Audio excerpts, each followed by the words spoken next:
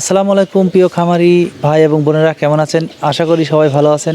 আপনাদেরকে প্রীতি এবং শুভেচ্ছা জানিয়ে শুরু করছি নতুন আরও একটি প্রতিবেদন। আজকে আপনাদের নিয়ে এসেছি একটি কবুতরের খামারে। আমার পিছনে দেখছেন যে খুবই সুন্দর চমৎকার একটি কবুতরের খোপ রয়েছে। এই খামারটি কী কী জাতের কবুতর রয়েছে, কী কী খাবার খাওয়াচ্ছেন, কবুতরে কোনো রোগব্যাধি হয়েছে কিনা তার এই খামারে, এই খামারটি তিনি কিভাবে পরিচালনা করছেন, কবুতর পালন করতে নতুন উদ্যোক্তা যারা হতে চাচ্ছেন তাদের ক্ষেত্রে কী কবুতর দিয়ে এবং কেমন বয়সী কবুতর দিয়ে প্রথমত শুরু করলে সবচেয়ে ভালো হবে এবং কোন কবুতর পালন করলে আপনি আয় করতে পারবেন। আমার পিছনে যে খোপটি রয়েছে, এই খোপটি তৈরি করতে তার খরচ হয়েছিল কেমন টাকা, এবং আমরা দেখছি যে রাস্তার পাশেই এই খামারটি কোনো সমস্যা হচ্ছে কিনা এবং সুবিধা পাচ্ছেন কিনা, এরকম আরও ছোটোখাটো টুকিটাকি বিষয় নিয়ে পূর্ণাঙ্গ একটি প্রতিবেদন তৈরি করব আপনাদের মাঝে। আশা করছি সঙ্গেই থাকবেন।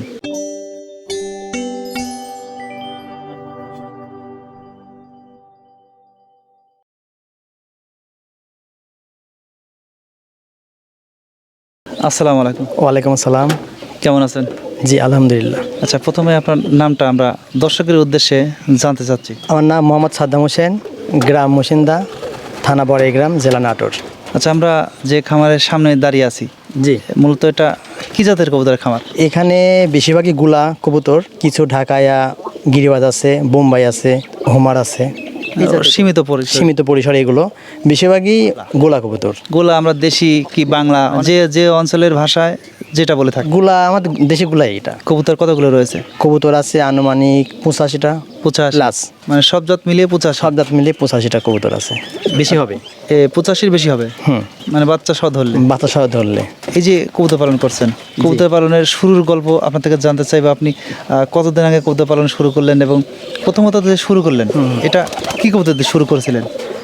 শুরুর দিকে গুলা কবুতর দিয়ে শুরু করা। কবুতর আসলে মানে শখের বসে পালা। এটা আমার বড় ভাই পালন করতো, আমাদের পুরান বাড়িতে থেকেই কবুতর পালন করতো শখ করে। তারপরে আমরা এখানে চলে আসছি 2003 সালে এই বাড়িতে। এখানে আসার পরে তার সঙ্গে আমার বাড়ি করার সঙ্গে সঙ্গে কবুতরের বাসাও আমার করছে এখানে।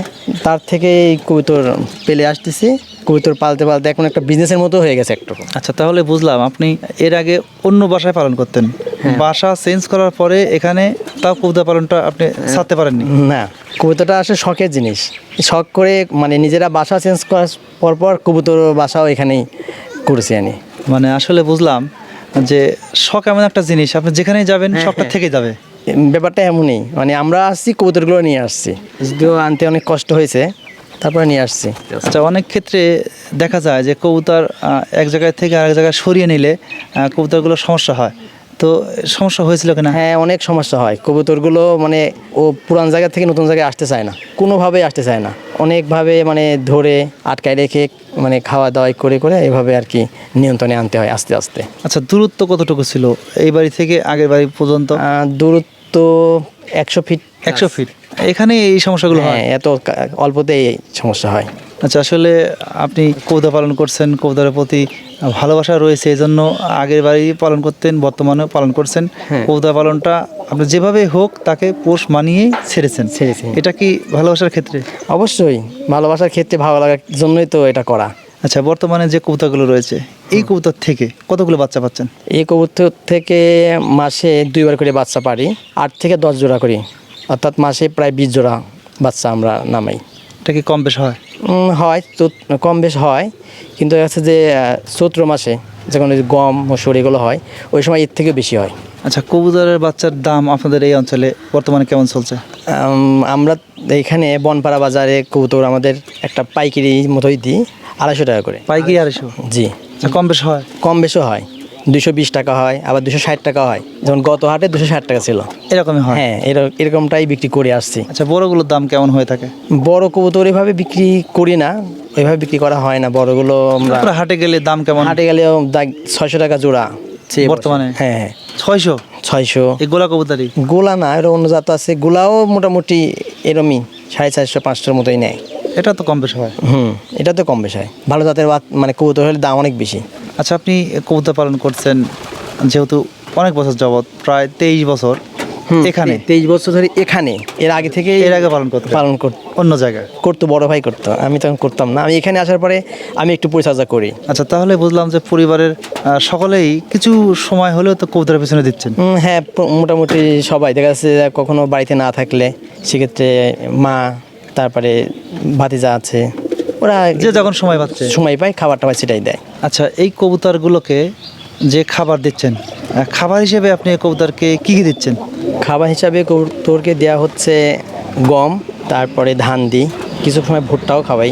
আর এছাড়াও আমরা গৃহস্থ পরিবারের যেসব চাষবাস করে যেগুলো অবশিষ্ট থাকে সেগুলো খাওয়াই।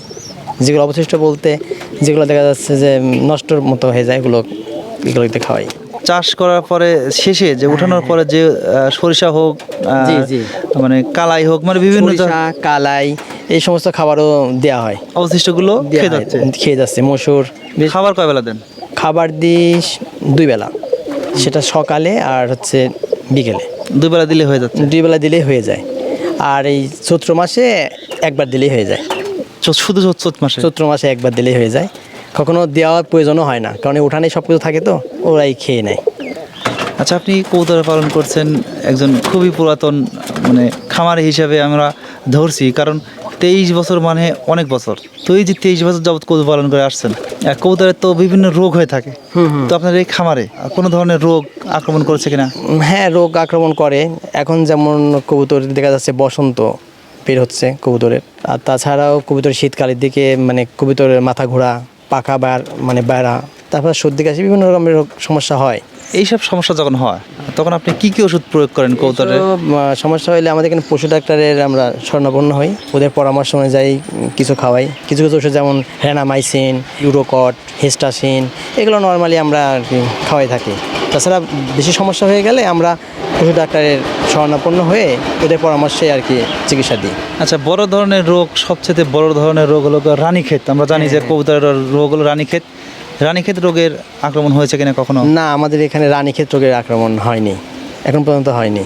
এটা মূলত আসলে অনেকেই হতাশ হয়ে যায় রানীক্ষেত হলে।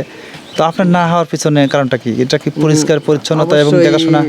আমরা এটা পরিষ্কার করি, 1 মাস পর পরই পরিষ্কার করি, তারপর নিচে আশেপাশে সব পরিষ্কারই রাখি। আর এবং খাবার যে পানিটা আছে সামনে, এই খাবার পাত্রটা 5 দিন পর পরই আমি পরিষ্কার করে দিই। 5 দিন 7 দিনের মধ্যে পরিষ্কার করে নতুন করে পানি দিই। এই পানির মধ্যে কোনো কিছু মিশান না? পানির মধ্যে তেমন কিছু মিক্সার করা হয় না, বিশেষ প্রয়োজনে বিশেষ সময় কিছু পাউডার আছে, এগুলো মিক্সার করে দেওয়া হয়। আচ্ছা, পানির পটটা আমরা দেখছি যে খুবই বড়, এখানে কি গোসলও করে? হ্যাঁ, এখানে নতুন পানি ছাড়লে এবার গোসল করে কবুতর প্রথম দিকে গোসল করে, আর তাছাড়া বৃষ্টি পানিতেও দেখি গোসল করে। আচ্ছা, এই যে গোসল করছে এবং এই পানি খাচ্ছে, এতে কোনো সমস্যা? এতে সমস্যা দেখতেছি না, কিন্তু হয়নি?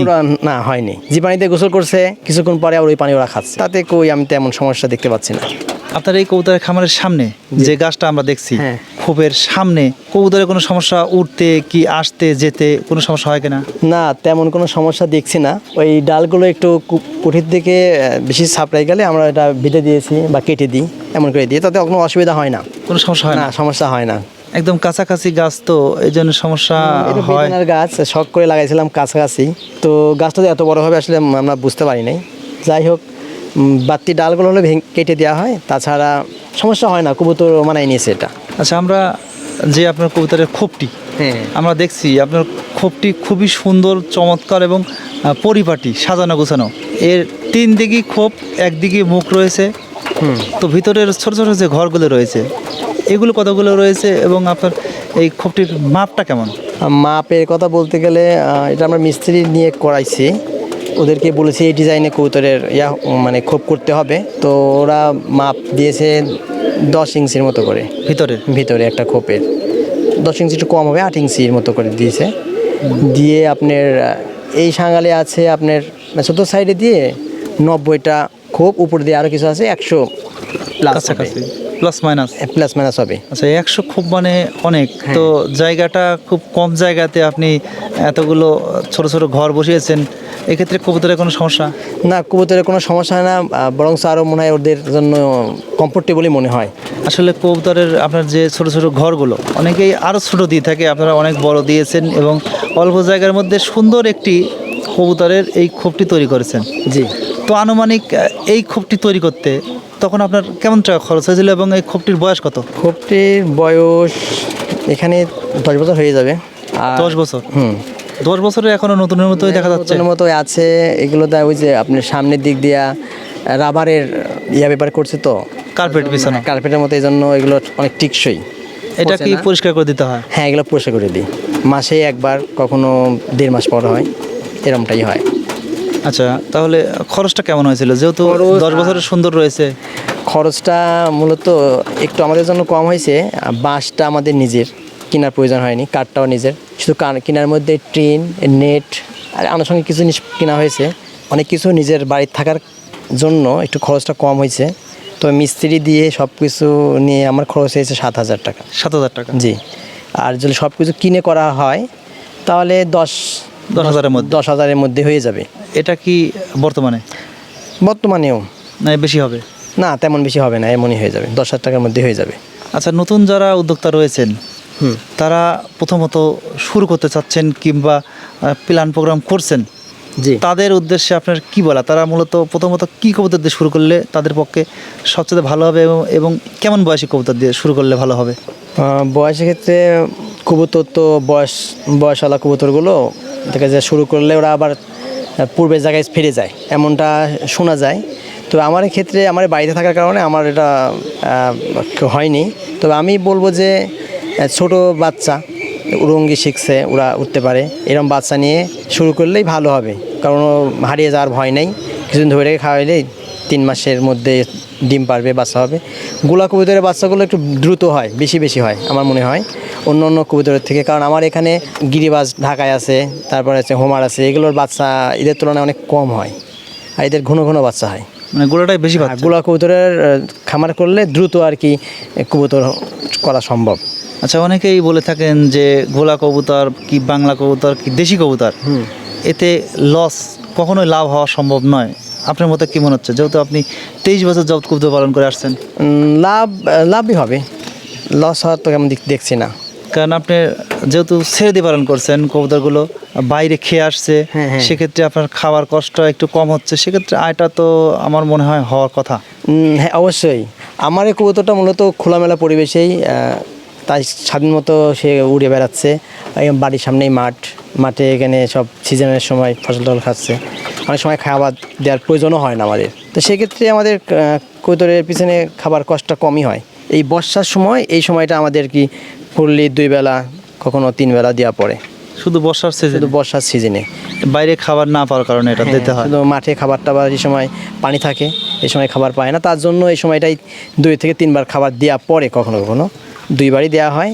আর তাছাড়া রবি মৌসুম, এই যে চৈত্র মাসের দিকে আমরা 2 মাস 3 মাস খাবার দিই না, বা নিজে থেকেই খাই। আচ্ছা, আমরা দেখছি যে আপনি রাস্তার পাশে আপনার এই খামারটি, আচ্ছা রাস্তার পাশে কবুতর পালন করতে সুবিধা কি এবং অসুবিধা হয় কিনা? সুবিধাও আছে, অসুবিধাও আছে।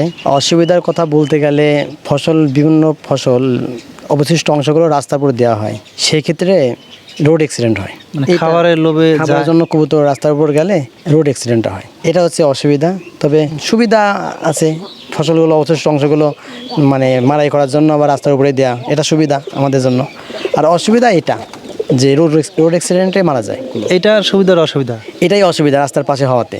আর মূলত আমাদের কবুতরের ঘরটা তো বাড়ির বাইরের অংশে, দোকানের পিছন অংশে এটা। আচ্ছা, এক্ষেত্রে কোনো মানে নিয়ন্ত্রণ করার উপায় কি আছে কিনা আপনার?